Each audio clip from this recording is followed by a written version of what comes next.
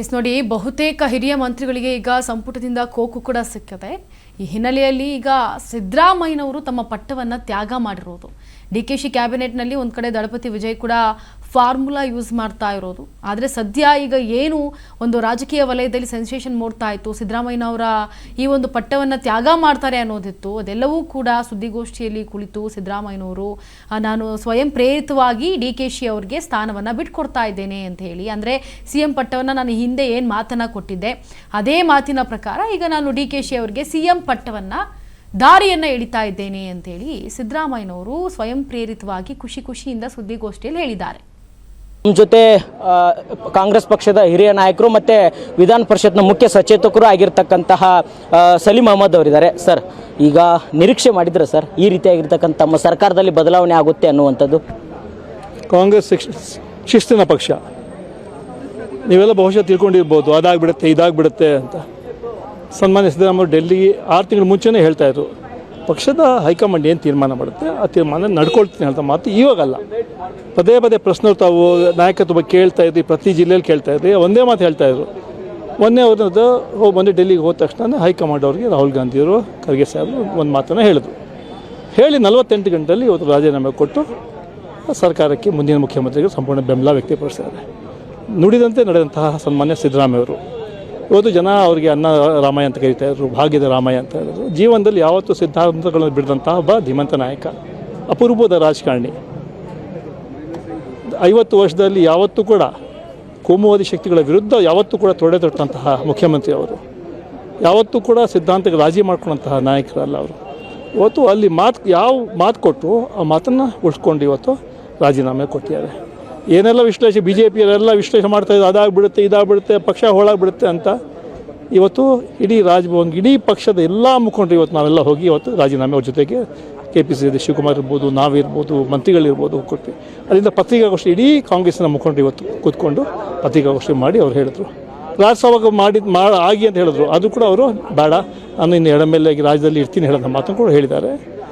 ಅವರಿಗೆ ಪಕ್ಷದ ಇವತ್ತು ಡೆಲ್ಲಿಗೆ ಹೋಗಿಬಿಟ್ಟು ಸೋನಿಯಾ ಗಾಂಧಿ ಅವ್ರಿಗೆ, ರಾಹುಲ್ ಗಾಂಧಿ ಅವ್ರಿಗೆ, ಖರ್ಗೆ ಸಾಹೇಬ್ರಿಗೆ ಧನ್ಯವಾದ ಅರ್ಪಣೆ ಮಾಡೋಕ್ಕೆ ಹೊರಟಿದ್ದಾರೆ. ಯಾಕಂದರೆ ಅವರು ಜನತಾದಳದಿಂದ ಬಂದು 2 ಬಾರಿ ನಮ್ಮ ಅಪೋಸಿಷನ್ ಲೀಡರಾಗಿ ಮಾಡಿದ್ರು, 8 ವರ್ಷ ಮುಖ್ಯಮಂತ್ರಿ ಆಗಿ ಮಾಡಿದ್ದಾರೆ. ಆ ಋಣ ನನ್ನ ಮೇಲೆ ಹೇಳೋಂಥ ಮಾತು ಅವರು ಸನ್ಮಾನ್ಯ ಸಿದ್ದರಾಮಯ್ಯ ಹೇಳಿದ್ದಾರೆ. ಆ ಹಿನ್ನೆಲೆಯಲ್ಲಿ ಅವರು ಧನ್ಯವಾದ ಅರ್ಪಣೆ ಮಾಡಿ ಹೋಗಿ ಇವತ್ತು ಡೆಲ್ಲಿಗೆ ಹೋಗಿದ್ದಾರೆ. ಸರ್, ಇಡೀ ರಾಜ್ಯದ ಜನತೆಗೆ ಒಂದು ಯಕ್ಷ ಪ್ರಶ್ನೆ ಕಾಡ್ತಾ ಇದೆ.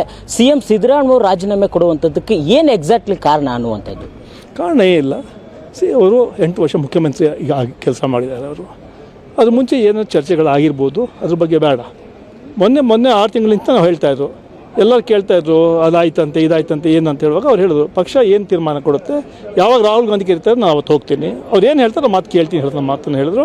ಅದೇ ರೀತಿ ಅವ್ರು ಹೇಳಿದ 24 ಗಂಟೆಯಲ್ಲಿ ಬಂದು ಅವರು ರಾಜೀನಾಮೆ ಕೊಟ್ಟು ಒಬ್ಬ ಅಪೂರ್ವದ ರಾಜಕಾರಣಿಗೆ ಇವತ್ತು ಇಡೀ ದೇಶಕ್ಕೆ ಒಂದು ಸಂದೇಶ ಕೊಟ್ಟಿದ್ದಾರೆ.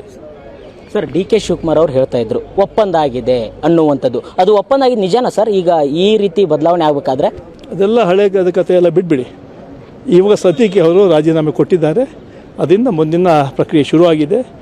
ಎಲ್ಲರೂ ಪಕ್ಷದಲ್ಲಿ ಇವತ್ತು ಈಗಾಗಲೇ KPCC ಅಧ್ಯಕ್ಷ DCM ಆಗಿ ಇದರ ಕೆಲಸ ಮಾಡ್ತಾರೆ. ಈಗ ಹೈಕಮಾಂಡ್ ತೀರ್ಮಾನ ಮಾಡುತ್ತೆ. ಬಹುಶಃ ಇನ್ನೂ 24 ಗಂಟೆಯಲ್ಲಿ ತೀರ್ಮಾನ ಆಗುತ್ತೆ. ಸರ್, ಮುಂದಿನ CM DK ಶಿವಕುಮಾರ್ ಅನ್ನುವಂಥದ್ದು ಬಹಳಷ್ಟು ಚರ್ಚೆಯಲ್ಲಿದೆ ಸರ್. ಕಾರ್ಯಕರ್ತರು ಸಂಭ್ರಮಾಚರಣೆ ಮಾಡ್ತಿದ್ದಾರೆ ಸರ್. ಅವರೇನಾ ಸರ್ CM? ಈಗ ಪಾರ್ಟಿ ಹೈಕಮಾಂಡ್ ಈಗ ನಾಳೆವರೆಗೆ ಅನೌನ್ಸ್ ಮಾಡುತ್ತೆ. ಸರ್, ತಾವು ಕೂಡ ಒಂದು ಕಡೆ ಸಚಿವ ಆಕಾಂಕ್ಷಿಗಳು. DK ಶಿವಕುಮಾರ್ ಅವರು CM ಆಗಿದ್ರೆ ತಮಗೂ ಕೂಡ ಒಂದು ಸಚಿವ ಸ್ಥಾನ ಸಿಗುತ್ತಾ ಸರ್? ಪಕ್ಷ ತೀರ್ಮಾನ ಮಾಡುತ್ತೆ. ಯಾಕಂದರೆ ಏನು ತೀರ್ಮಾನ ಹೈಕಮಾಂಡ್ ತೀರ್ಮಾನ ಮಾಡುತ್ತೆ. ಕ್ಯಾಬಿನೆಟಲ್ಲಿ ಯಾರು ಇರಬೇಕು ಯಾರು ಇರಬಾರ್ದು ಅಂತ ಅಂತಿಮವಾಗಿ ನಾವು ಕಾಯಬೇಕಾಗುತ್ತೆ. ಅದು ನಾನು ಆಶಾವಾದಿ. ಯಾಕಂದರೆ ಅವಕಾಶ ಸಿಗ್ಬೋದು ಅಂತ ವಿಶ್ವಾಸ ಇದೆ. ಸರ್, ತಾವು ಕೂಡ ಪಕ್ಷದ ಹಿರಿಯ ನಾಯಕರಿದ್ರಿ. ಪಕ್ಷ ನಿಮ್ಗೊಂದು ಜವಾಬ್ದಾರಿ ಕೊಟ್ಟರೆ ನಿಭಾಯಿಸ್ತಾರಾ ಸರ್? ಈಗ ಪಕ್ಷ ನಮಗೆ ದಾವಣಗೆರೆ ಜವಾಬ್ದಾರಿ ಕೊಟ್ಟಿದ್ರು, ಪ್ರಾಮಾಣಿಕ ನಿಭಾಯಿಸಿ ಗೆಲ್ಸ್ಕೊಂಡು ಬಂದಿದ್ದೀವಿ. 45 ವರ್ಷ ಆಯಿತು ಪಕ್ಷದಲ್ಲಿ.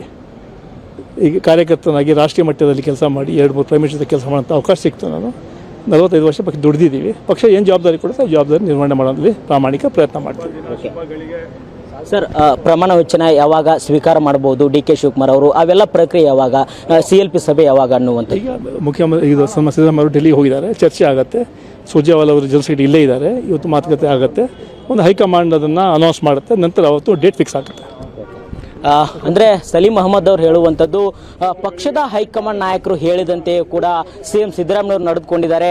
ಮುಂದಿನ ಪ್ರಕ್ರಿಯೆ ಏನೇನು CM ಪದಗ್ರಹಣ ಆಗಿರ್ಬೋದು ಅಥವಾ CLP ಸಭೆ ಆಗಿರ್ಬೋದು ಅವೆಲ್ಲವನ್ನು ಕೂಡ ಪಕ್ಷದ ಹೈಕಮಾಂಡ್ ನಾಯಕರು ನೋಡ್ಕೊಳ್ತಾರೆ ಅನ್ನುವಂಥದ್ದು ಕೂಡ ಈಗ ಸಲೀಂ ಅಹಮದ್ ಅವರು ಹೇಳುವಂಥದ್ದು. ಪ್ರಮುಖವಾಗಿ ಈಗಾಗಲೇ ಒಂದು ಸಚಿವ ಸಂಪುಟ ಪುನಾರಚನೆ ಆಗಿರ್ಬೋದು ಅವೆಲ್ಲವನ್ನು ಕೂಡ ಕಾಂಗ್ರೆಸ್ ಪಕ್ಷದ ಹೈಕಮಾಂಡ್ ನಾಯಕರೇ ನೋಡ್ಕೊಳ್ತಾರೆ. ಈಗಾಗಲೇ ರಾಜ್ಯದಲ್ಲಿ ಸುರ್ಜೇವಾಲಾ ಅವರು ಕೂಡ ಇದ್ದಾರೆ, ಅವರೇ ಎಲ್ಲ ನೋಡ್ಕೊಳ್ತಾರೆ ಅನ್ನುವಂಥ ಮಾತನ್ನು ಕೂಡ ಸಲೀಂ ಅಹಮದ್ ಅವರು ಹೇಳಿರ್ತಕ್ಕಂಥದ್ದು. ಇಂಚರ